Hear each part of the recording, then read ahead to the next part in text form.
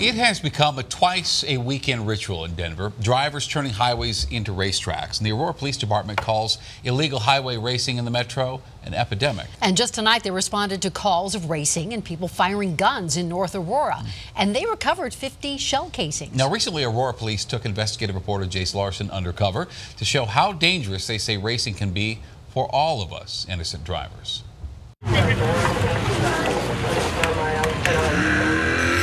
Real quick, guys, real quick. It's a Sunday night in Metro Denver. Everybody bring it in a little bit, bring it in a little bit. Hundreds of people have just taken over a parking lot for a car show of sorts. Y'all ready to cruise or what? Then they head out to illegally show off their engines. And there'll be a group of cars that'll take off and they'll race and they'll come back. These car clubs are proud of their draw. Meetups are organized on social media. We got a lot of cops out. Tonight, they're going to head from Lakewood to I-25 North all the way up to Longmont to Highway 119 to the 7-Eleven, all right? We hadn't driven 2 blocks when we spotted this truck smoking after a 3-car crash. Few people stopped, though, because this is where they want to be, I-25 going north. They specifically get to the highway for a reason, and that is to race. Aurora Police Lieutenant Jad Lanigan invited us to ride undercover. They'll do generally double the speed limit wherever they're at. If it's a 50, they're doing 100 to 110. Highway takeovers are what concern him. Watch as these 4 cars block all of the lanes. They caused us to hit our brakes and nearly stop on the highway. Once they had the lanes blocked, the race is on. Lieutenant Lanigan estimates they were going 100 miles an hour. Then later, at one point, not knowing who was in our car, drivers tried to bait us into racing. They used their lights to signal each other. I want you to watch the guy in front of us. We're forced to nearly stop again on the freeway unexpectedly, all so he can have his fun, smoke and all.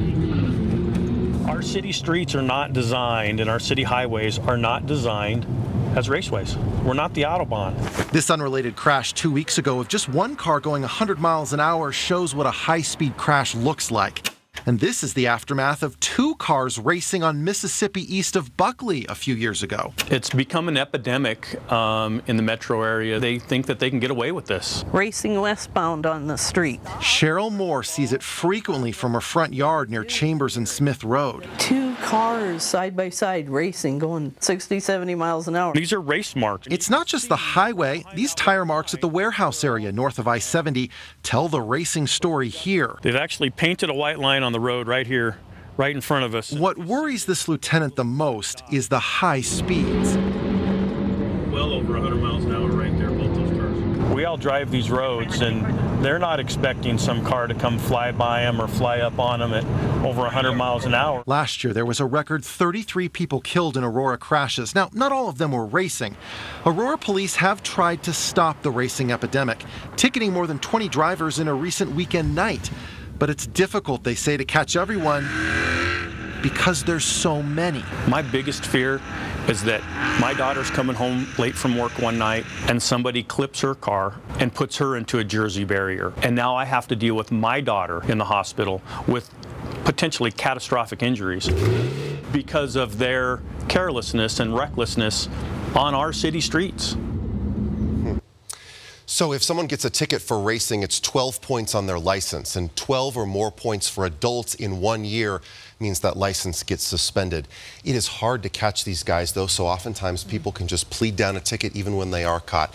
And of course, not everyone out on the road is speeding and driving like that, but you get a feel seeing that story there. Well, when you're driving, yeah. And I mean, it's intimidating and it's scary. Absolutely, and that lieutenant obviously very frustrated there. Yep. Yeah. Scary stuff. Thank you, Jace. Thanks, Jace.